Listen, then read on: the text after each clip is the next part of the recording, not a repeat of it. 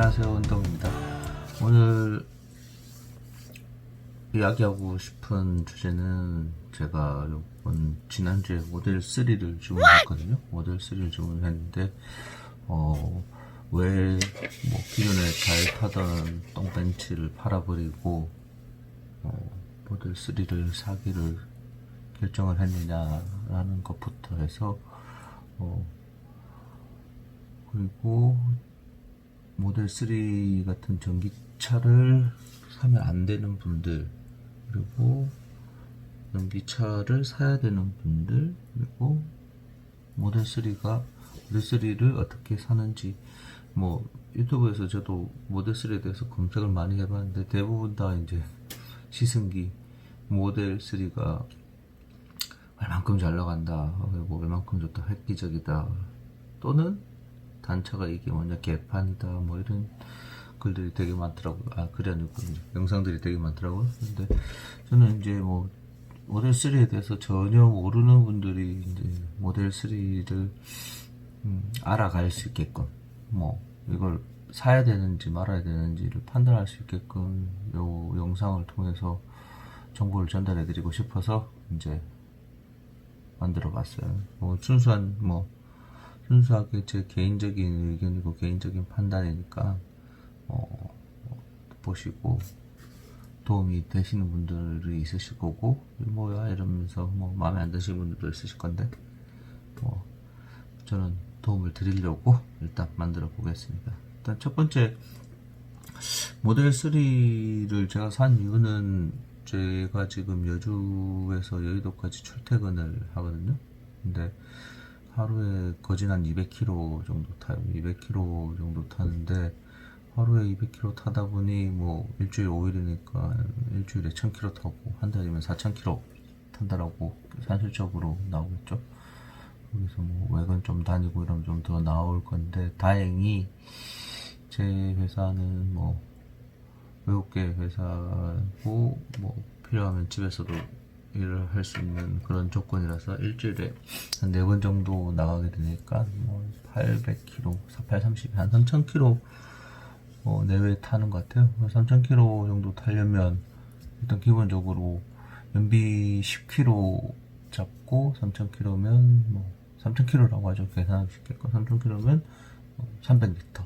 일단 1,500원이라고 가정을 하고 하면 일단 그것만 해도 45만원 기름값이 나오죠. 거기에다가 이제 석 달이면 엔진오일 한번 갈아야 될 거고, 그렇게 되면 이제 엔진오일 한번 가는데도 한 15만원에서 20만원 정도 되니까, 똥벤츠 같은 경우는 8리터 먹어요. 8리터 8리터 먹으니까 유지비가 되고, 그리고 똥벤츠가 한 3년 된 차인데 아무래도 부품들, 이제 소모품들 갈아주는 주기가 더 빨리 돌아오겠죠. 그냥 적게 타는 차들보다는.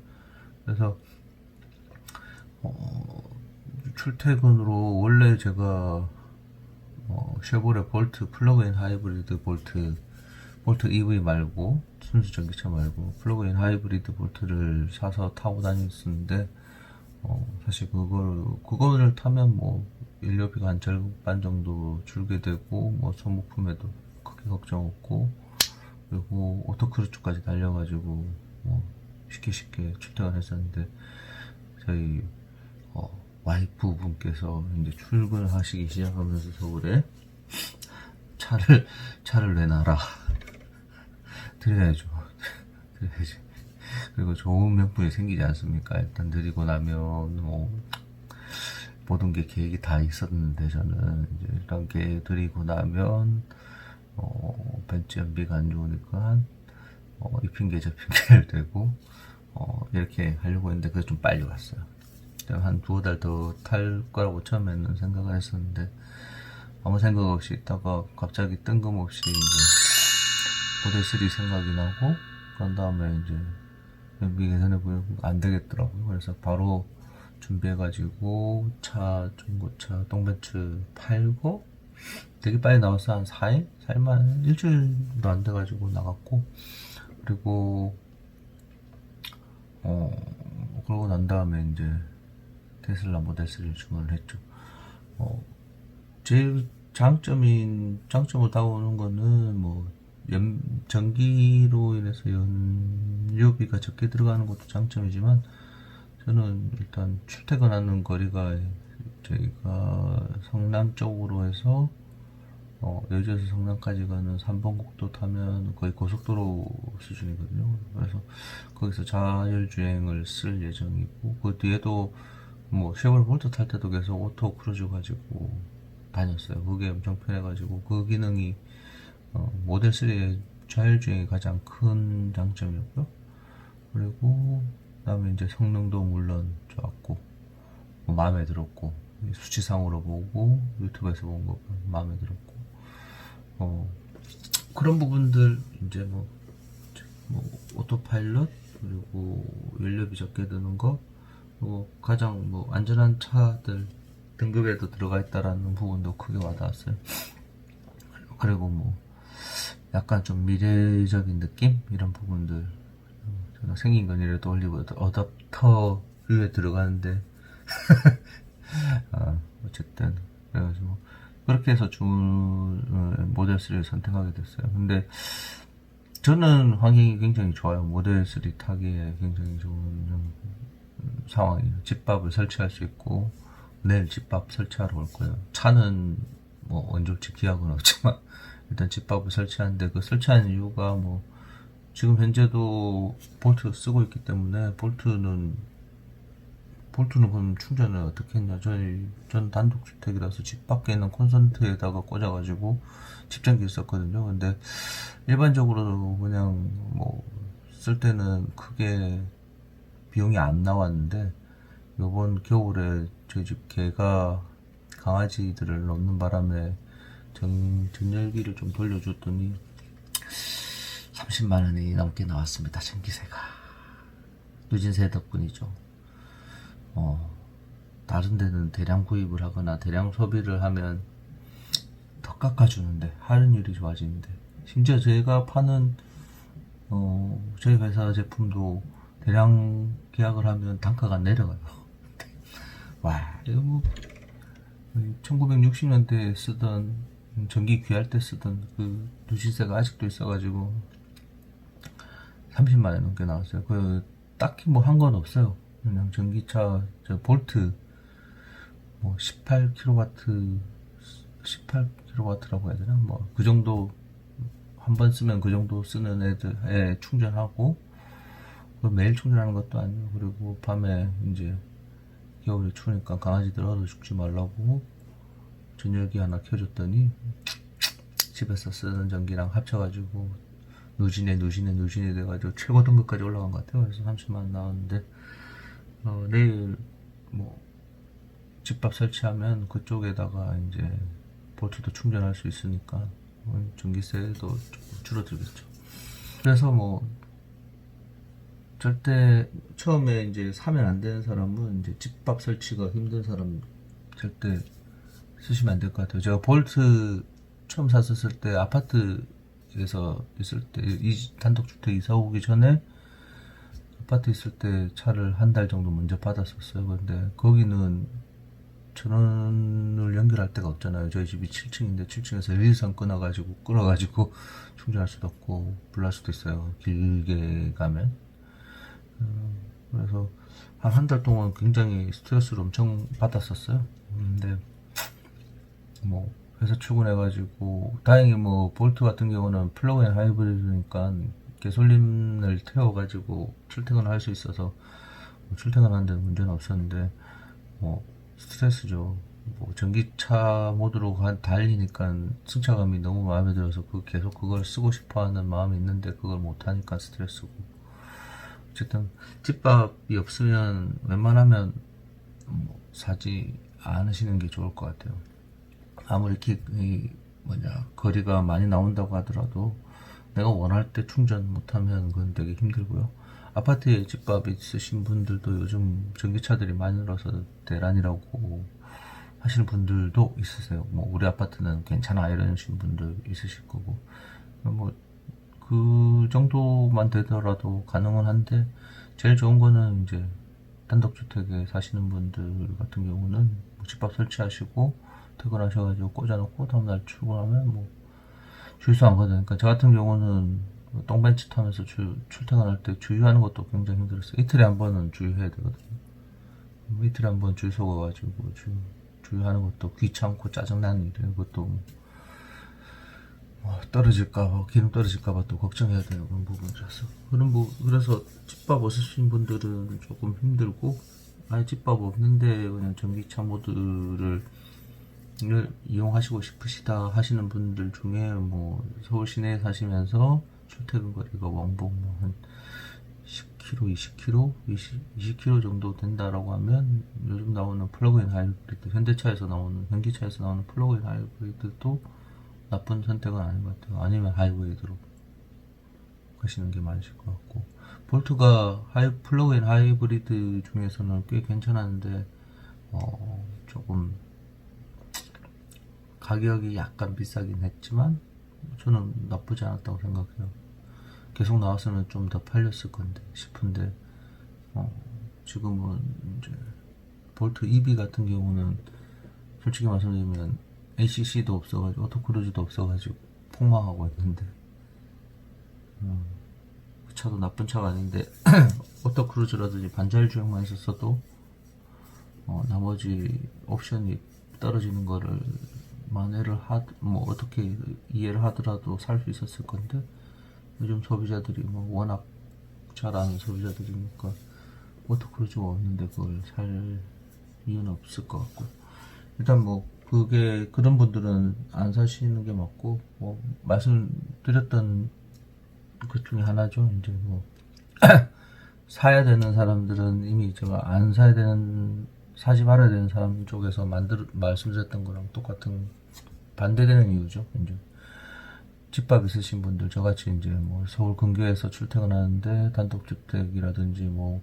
아니면 주차장에 집밥 설치할 수 있다라고 하면 좀 강추해요. 뭐 이제 테슬라 홈페이지에 왔는데, 이제 테슬라에 대해서 설명을 드리면, 테슬라는 모델 S가 있고 모델 3가 있고 모델 X까지 현재 나와 있어요. 모델 Y는 3월 15일 날에 미국에서 출시 시작한다라고 하고, 사이버트럭은 예약받고 있는 중이고, 로드스터는 아직 예약도 안 받는 것 같아요. 그러니까 저는 나중에 이 로드스터라든지 사이버트럭까지 가지 않을까. 모델 3 타본 다음에. 제일 처음 나온 거는 모델 S가 먼저 나오고요. 그리고 모델 X가 나오고, 그리고 모델 3가 나왔는데, 모델 S 같은 경우는 정통적인 세단 형태. 테슬라 모델 S 같은 경우는 정통적인 세단 형태고, 최초의 모델인데, 이제 이게 아주 대단했죠. 2.6초. 그리고 주행 가는 거리는 한 500km 가까이 달릴 수 있는 부분. 문제는 가격이죠. 국내에서도 한 1억 2천 정도 넘어갈 거예요. 대단한 차죠. 저는 근데 오늘은 모델 3에 대해서 중점적으로 이야기를 해볼 거예요. 모델 X 같은 경우는 이제 SUV 스타일이죠. 와, 이 차 멋있죠. 보시면 이제 좀 버터플라이 윙인가, 이 도어도 멋있고, 그리고 여기 보시면 나오나? 여기 앞에 전면 유리가 머리 위까지 올라와 있어가지고 개방감이 굉장하더라고요. 저도 시승은 안 해보고 타보긴 타봤는데 굉장한 차죠. 역시 1억 3천 이상이고요. 참고로 우리나라에서는 보조금을 못 받아서 그 금액 그대로 내고 사야 됩니다. 제일 비싼 차라고 보시면 될 것 같아요. 그래서 저는 돈이 없기 때문에 앞에 말했던 두 가지 모델을 전혀 살 수 있는 능력이 안 되기 때문에 모델 3를 기다려 왔었는데, 모델 3 같은 경우는 일단 가격이 한 절반, 앞에 말씀드렸던 차들의 가격이 한 절반 정도 되는 거죠. 절반 정도 되는데, 보시면 지금 3.4초 그리고 446km, 이거 어떻게 보면 이건 좀 약간 사기예요. 그럼 뒤에 말씀드릴 건데 모델이 3개 종류가 있는데 이 3.4초는 가장 빠른 퍼포먼스의 속도고, 그리고 주행 가능한 거리 446km 같은 경우는 가장 멀리 갈 수 있는 롱레인지 기록이에요. 그래서 두 개를 같이 섞어놨는데 이렇게 한꺼번에는 안 됩니다. 퍼포먼스 같은 경우는 한 410km 이 정도 나오고요. 보시면 제가 처음에 말씀드렸던 안전도에서 별 5개씩 다 받았기 때문에 안전성에서도 믿을 수 있을 것 같고요. 그리고 퍼포먼스 같은 경우는 이제 100km/h까지 가는데 3.4초가 나오니 굉장히 빠른 차죠. 빠른 차고, 그리고 최고 속도가 261km까지 가고, 듀얼 모터로 앞뒤로 해가지고 올휠 드라이브 된다고 되어있고요.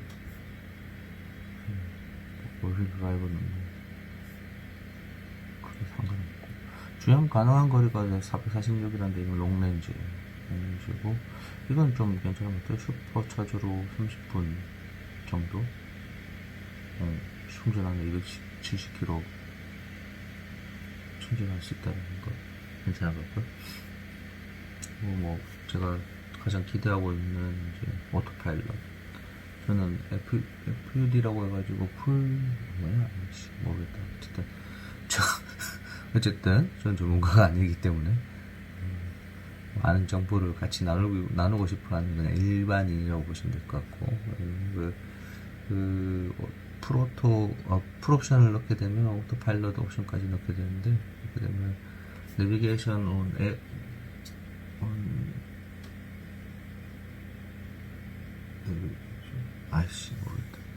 노아라고 해가지고 내비게이션 오토파일럿인 것 같아요.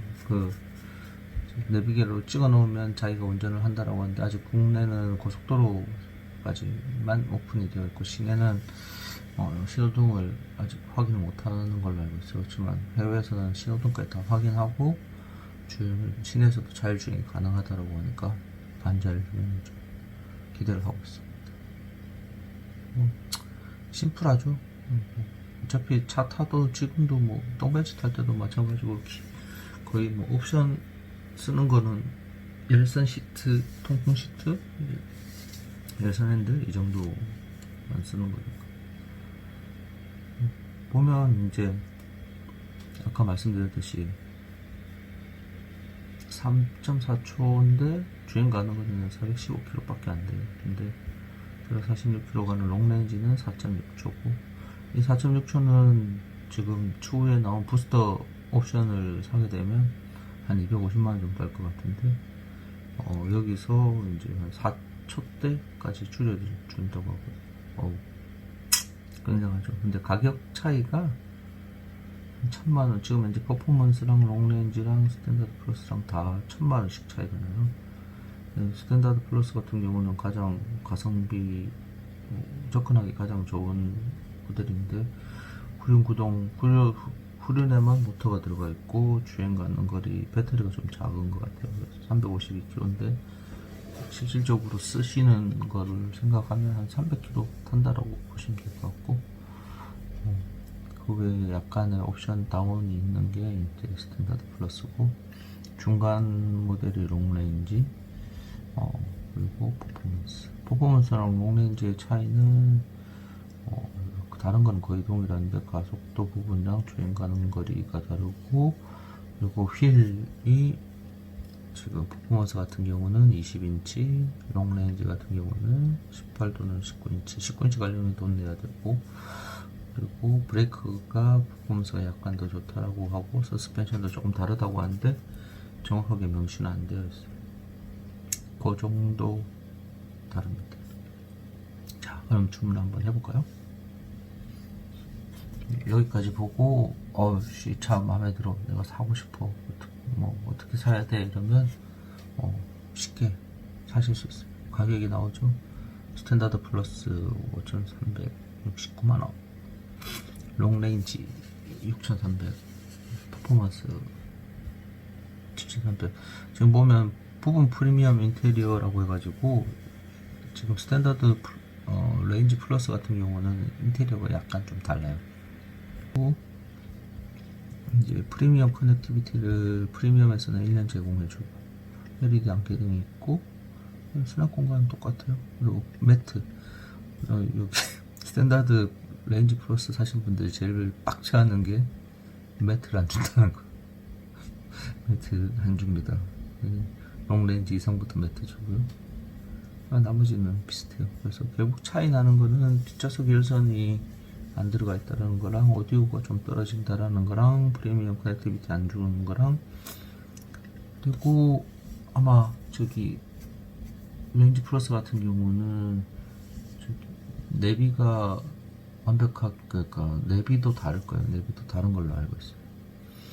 그래서 일단 기본적으로 가장 많이 선택하시는 게 이 롱레인지 쪽이 가장 가성비가 뛰어나더라고 차라고 생각을 하거든요. 446km를 가고 뭐 최고 속도도 이 정도고, 이건 250만 내면 줄일 수 있고. 저는 이해가 안 가는 게 이게 지금 가격을 이걸 왜 이렇게 내는지 이해가 안 가요. 이거 좀 솔직히 말씀드리면 500 연료비 절감 500만원 한다는데 이거는 필요 없을 것 같고, 그냥 가격을 제대로 내줬습니다. 예상 결제 가격이면 이 가격이 아니라 보조금을 받아서 얼마 정도 나온다라는 게 확실하게 눈에 들어가게 해야지 실질적으로 접근이 가능한데 굉장히 헷갈리거든요. 저도 헷갈려서 하마터면 렌트로 갈 뻔했어요. 멍청하게. 근데 정신 차리고 다시 계산해 보니까 아니더라고요. 그래서 일단 롱레인지로 계산을 해보고 색상 선택합니다. 색상 좋죠. 5가지밖에 없어요. 근데 흰색은 무료인데 나머지는 다 비용이 들어가요.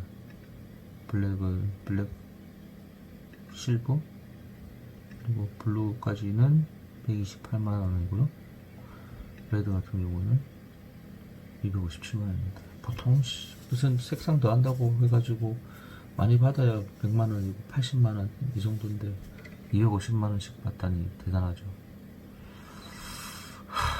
대단합니다. 이건 좀 마음에 안 들어요. 가격이 막 돈을 받는 거는 뭐 당연한데 가격이 좀 마음에 안 드는 일반인의 견해 어디까지나. 그리고 18인치는 그냥 이렇게 하면 기본 돈이 안 들어가지만 19인치 하면 200만원 추가가 되고요. 이렇게 해볼게요. 그리고 다음으로 넘어가면 이제 인테리어, 내부에 이렇게 블랙으로 하실 수도 있고 화이트로 하게 되면 이렇게 되는데, 의외로 때가 많이 안 탄다라는 말이 있는데 의외로를 주의를 해야 돼요. 의외로 탑니다. 타기는 타고요. 저는 개인적으로 이거 블랙을 선호하기 때문에 블랙으로 했고요. 일단 비용 최고로 올려보죠. 롱레인지에서 얼마 정도 나오는지. 결제할 건 아니니까. 그리고 오토파일럿, 완전 자율주행 옵션을 선택하기. 이 옵션을 선택을 안 하고 나중에 차 받으신 다음에 추가하실 수 있어요.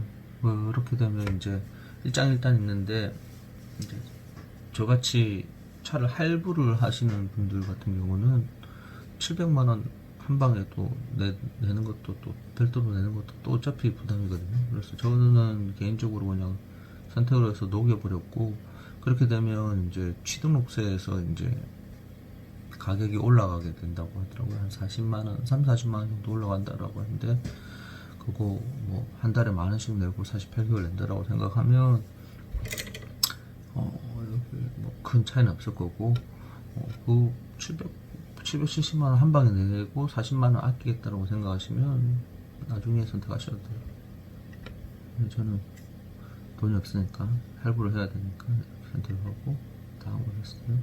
자, 그러면 이제 거의 완전 다 된 거예요. 그러면 이제 현금으로 할 때 지금 이거 좀 없앴으면 좋겠어요. 이거 7,200만원이고 실제는 이거예요. 다 7,719만원이 전체 가격이고, 처음에 이거 주문하려면 주문 수수료예요. 수수료. 이거는 계약금이 아니고 수수료라서 10만원을 내야지만 계약을 받아주는 거예요.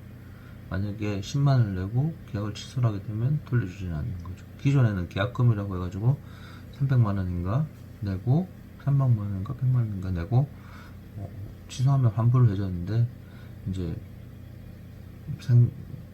장사 방식을 바꾼 거죠. 쉽게 말하면 이제 쉽게 계약할 수 있게끔 해주는데 대신에 취소하면 돈 안 돌려줄 거야. 그냥 주문 수수료예요. 계약금이 아니라. 되게 영악한 것 같아요. 일단 가격을 다시 비교를 해보면 이제 리스로 가면 이 위에 건 다 안 보셔도 돼요. 솔직히 이거 진짜 헷갈리기만 하고 할부 하시면 이제 한 달에 140만 원씩 내야 된다라고 하는데 이게 어디서 나오는 거냐면 아까 봤던 7,700 여기잖아요. 자, 근데 지금 할부 금액은 30만 원 정도 차이가 나게 된다. 이거는 뭐 법 때문에 그런지 모르겠어요. 보조금을 받을 수 있는 사람이 있고 없는 사람이 있을 수도 있어가지고 이렇게 표시를 할 수밖에 없는 건지는 모르겠는데 저는 솔직히 이거 보고 비싸다라고 생각을 했는데 이 금액이 보조금이 적용이 안 된 금액이라는 걸 확실히 아시고 계산을 하시는 게 맞으실 것 같아요. 그렇게 저도 처음에 이것 때문에 굉장히 헷갈렸는데 지금은 이걸 보고 보조금이 안 들어간 거라는 걸 알게 된 다음에는 이제 다시 계산했더니 렌트는 정말 비싸더라고요. 그래서 한두 달 더 기다리더라도 제대로 주문하는 거라 해서 주문했고요. 그 다음에 이제 계정 세부사항 넣고 신용카드 정보 넣고 나면 주문이 들어가게 됩니다. 주문이 들어가게 되면 이제 모든 게 시스템에 들어가서 진행이 되겠죠. 이렇게 주문하시는데 뭐 어떻게 보면 간단해요. 뭐 간단한데 이제 대신에 이제 딜러가 없기 때문에 본인이 다 직접 챙겨야 돼요. 이제 나머지 이제 테슬라에서 저는 뭐 차량이 배송되면 전화 받으실 거고 전화 받고 난 다음에 뭐 서류 준비라든지 이런 거 다 직접 해야 되니까 괜찮을 건데 그것까지는 아직 저는 안 했으니까 추후 하면서 또 영상 찍어서 올리기로 하고요. 일단 오늘은 이제 주문하는 법 하고 어떤 분들이 타면 좋은지 이런 분들은 모델 3라든지 전기차 타시면 곤란하다라는 거 이런 것들 말씀을 드렸고요. 다음번에는